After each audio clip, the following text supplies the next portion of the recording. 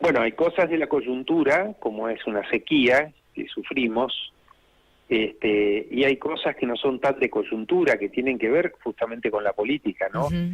Que desde hace muchos años, unos 10 años calculo yo, la Argentina agrícola no viene creciendo. Para que te des una idea, en estos 10 años Brasil creció el 100% y Argentina el 0%. Entonces hay temas estructurales que tienen que ver con políticas públicas equivocadas, cerradas, y hay temas coyunturales como puede ser una sequía, que también afectan particularmente y agudizan el problema. Es decir, que el sector viene ya desde hace mucho tiempo, y particularmente este último año, en una crisis, llamémoslo así.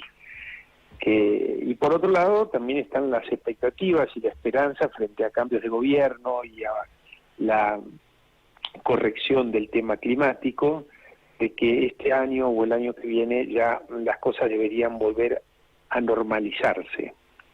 Y por otro lado, el sector agropecuario argentino está viviendo de muchas innovaciones y un progreso que se armó hace unos 20 años. Y no estamos todavía preparándonos para lo que viene en los próximos 10 años. Entonces tenemos esa agenda, ¿no? Curar heridas, sanarnos y al mismo tiempo empezar a pensar en cómo nos vamos a proyectar. Durante muchísimo tiempo, Gustavo, nos vieron en el mundo como de avanzada en materia de agrobiotecnología. Usted que ha podido recorrer el mundo, ¿cómo nos ven hoy? Bueno, como bien vos decís, el agro argentino es una referencia, todavía lo es, por muchas cuestiones, pero ha perdido el liderazgo que tenía. Ese liderazgo hoy lo tiene Brasil, digamos, obviamente Estados Unidos, pero Argentina es como que ha empezado a desaparecer de ese mapa. Y tiene que ver con que somos menos importantes en el comercio mundial, sobre muchas de las innovaciones donde hemos sido pioneros, hoy no hay tantas, no tenemos una ley de semillas que permita un desarrollo tecnológico, digamos, vibrante, con una industria nacional también vibrante. En fin, tenemos una serie de dificultades que hacen que eso que antes éramos vistos como referentes a nivel mundial, hoy ese liderazgo lo tenga más Brasil que Argentina. Y desde el punto de vista empresario, digo, yo que ya soy una señora mayor, hace 20 y pico de años, cuando comenzaba a trabajar en el periodismo agropecuario, venían todas las innovaciones en aquel momento en materia de semillas, en materia de paquete tecnológico en general, aquel alto leico y demás. Todo eso se ha literalmente frenado, no solo por la falta de una ley de semillas, corríjame si no es así, Gustavo, sino también por una visión de política agropecuaria desde el Estado que no acompañó, y si no, pienso en lo que ocurrió en Misiones ahora con esta nueva legislación para el uso del glifosato, por ejemplo. Sí, es así, es decir, es lo que comentaba, que hubieron políticas públicas desafortunadas. Pero que se sostienen, ¿o usted cree que no? Sí. Bueno, lo que pasa, se sostienen, obviamente, todavía las tenemos. Uh-huh.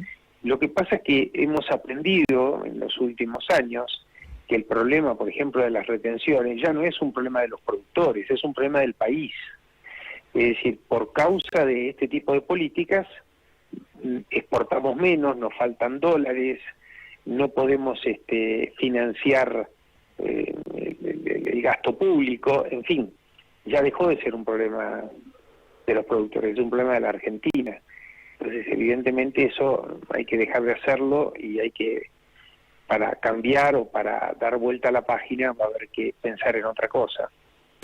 Gustavo, usted siempre fue un hombre de avanzada en distintos aspectos, no solamente el que tiene que ver con el empresariado agropecuario. En su momento, ¿recuerda usted una fuerte queja respecto de lo que representaban los pools de siembra en la Argentina?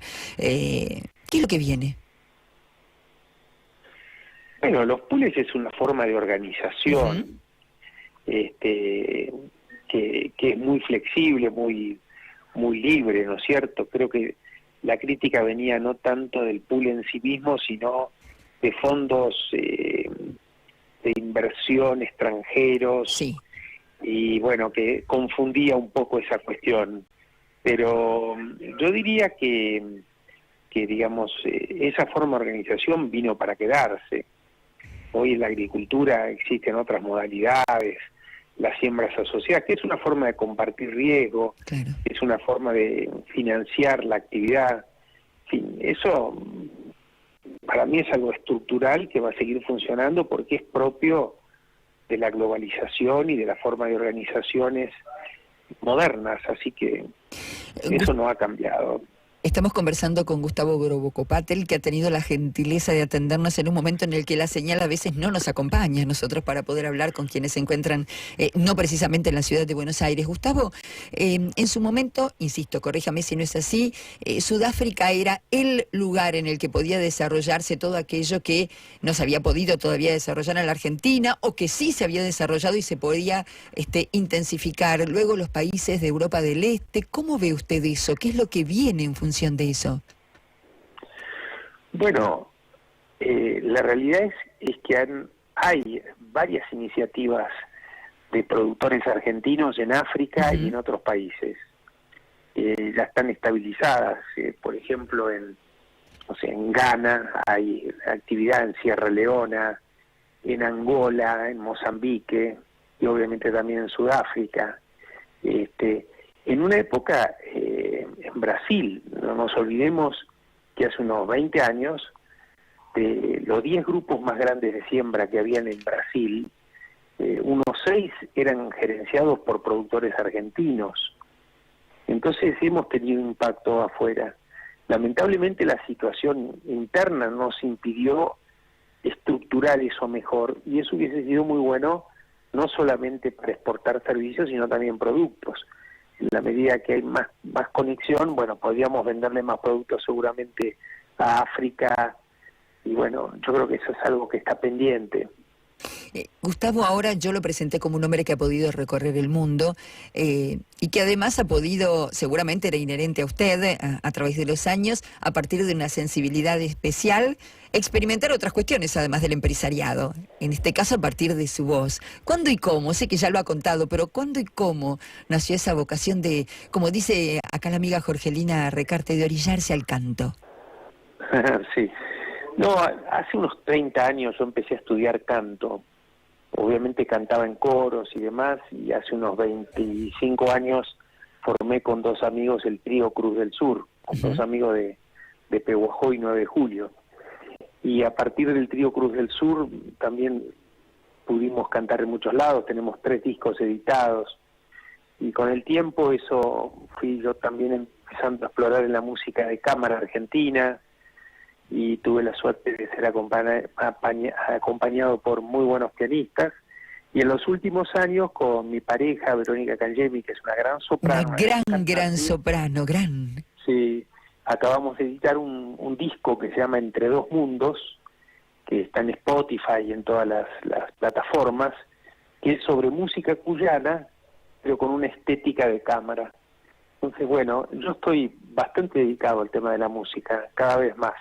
Por suerte lo puedo hacer, y por suerte todos esos años que estuve estudiando fue la siembra que hoy puedo cosechar, ¿no? Que es poder cantar y disfrutar eso. Gustavo, un lugar en el mundo. El lugar del mundo es donde yo estoy, donde ahora estoy en Mendoza, pero también donde estoy, es decir, disfruto mucho donde esté. Ahora yo vivo en Colonia y estoy muy feliz en Colonia. La última, agradeciéndole enormemente que nos haya dispensado este tiempo para conversar con nosotros. ¿Qué significa para usted, si tuviera que resumirlo en pocas palabras, la tierra?